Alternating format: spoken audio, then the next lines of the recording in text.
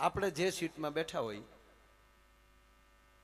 એમાં એક જગ્યા ખાલી હોય, ત્યાં બેન બેઠા હોય અને આપણે એમ કહીએ બેન બેસું, તો સારા સ્વભાવ ન હોય કે કાંઈ વાંધો નહીં પહેલા બેસો, આપણે ત્યાં બેસી. આવો મોકો મળે નહીં, આ હાટુ સાઈન બસમાં ન જાતા.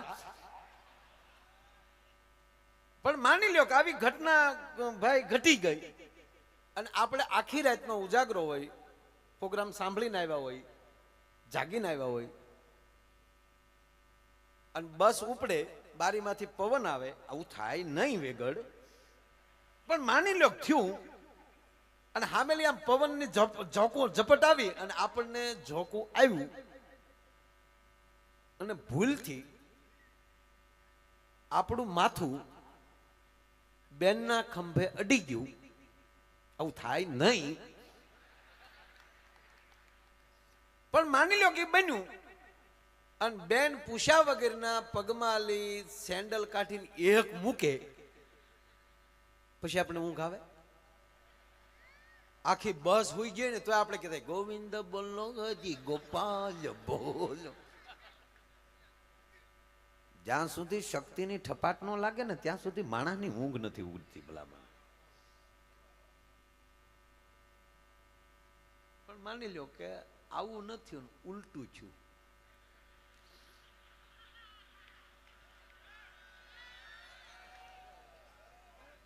જવો તો ખરા, થાય જ નહીં. પણ બેન ને ઉજાગરો હોય,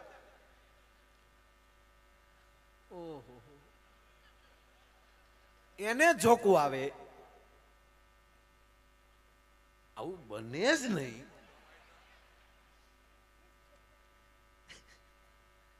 એનું માથું ભૂલથી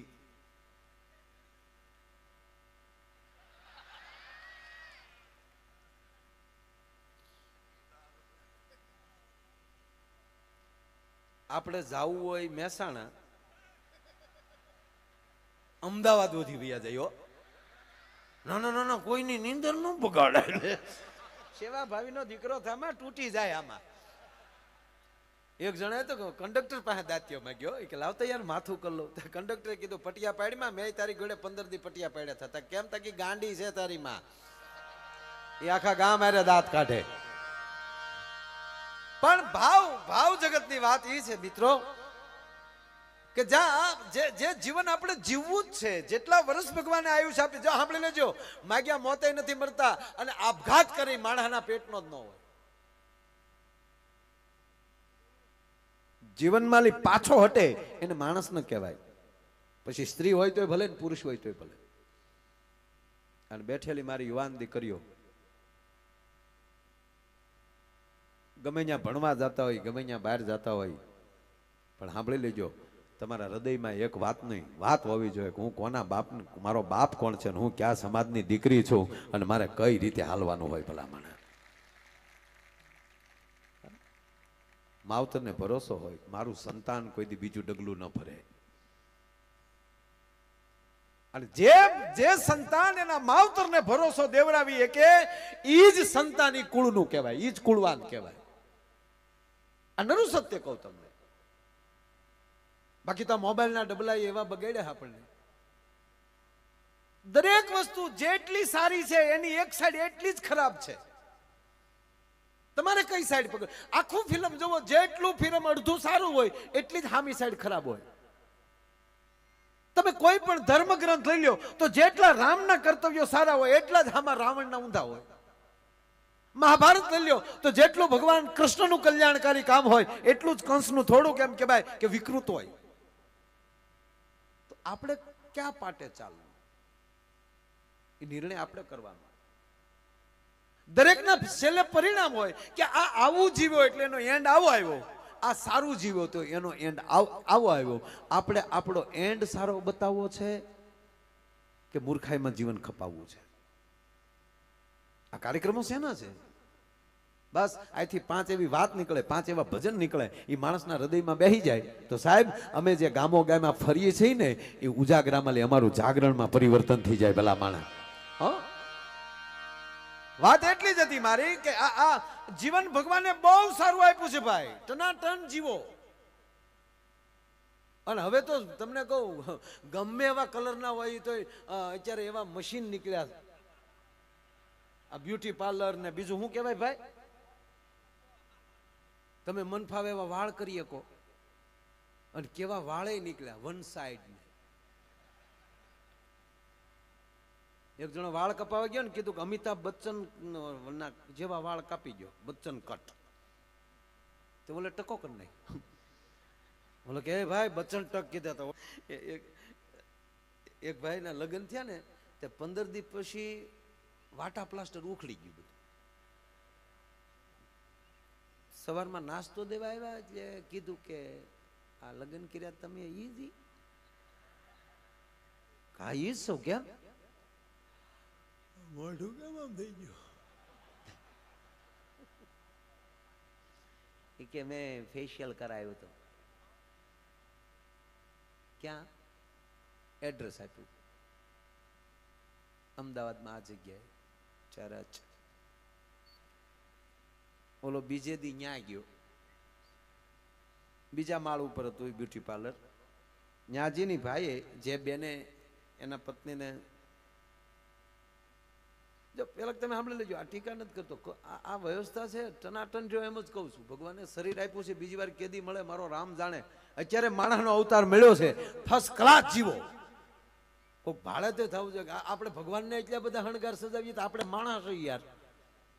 એક પથ્થરની મૂર્તિને જો એટલી બધો આપણે શણગાર કરતા હોય તો આ એની જ દીધેલી આ માનવ મૂર્તિ છે, એને શું કામ નો સારી રાખીએ આપણે?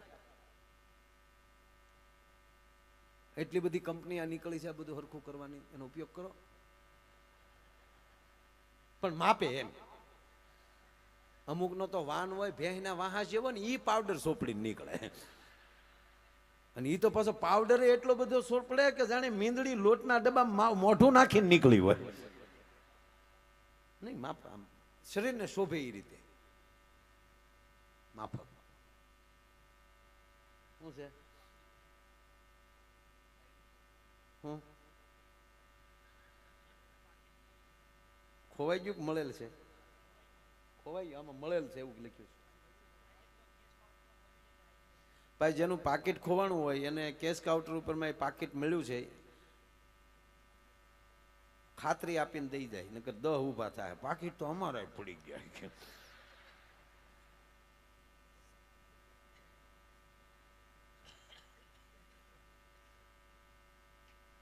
એટલે ઓલો ભાઈ ત્રીજા માળે ગયો,